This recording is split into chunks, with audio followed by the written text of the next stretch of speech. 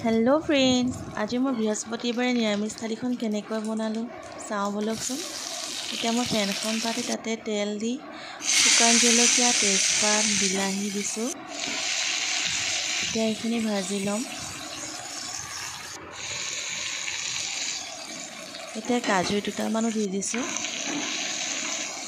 এইখিনি ভজাৰ পিছত এতিয়া মই এইখিনি পেনৰ পৰা নমাই ল'লোঁ। এতিয়া এইখিনি মই পেষ্ট বনাই ল'ম। তাৰ কাৰণে মই জিৰা গুড়ি, জলকীয়া গুড়ি, ধনিয়া গুড়ি অলপ দি লৈছোঁ, পেষ্ট বনাই ল'লোঁ। এতিয়া মই তেলত দিছোঁ জিৰা, পাঁচফোৰণ, ভেন্দিখিনি এতিয়া অকণমান ভাজি ল'ম। এয়া হালধি আৰু নিমখ দিলোঁ। এতিয়া ভেন্দিখিনি এনেকৈ অলপ সময় ভাজি ল'ম। ভেন্দিখিনি ভজা হৈ গ'ল। এতিয়া ইয়াতে মই বনাই থোৱা পেষ্টটো দি দিলোঁ। এতিয়া পেষ্টটো দিয়াৰ পিছত মই ভেন্দিখিনি অলপ সময় ভাজি ল'ম।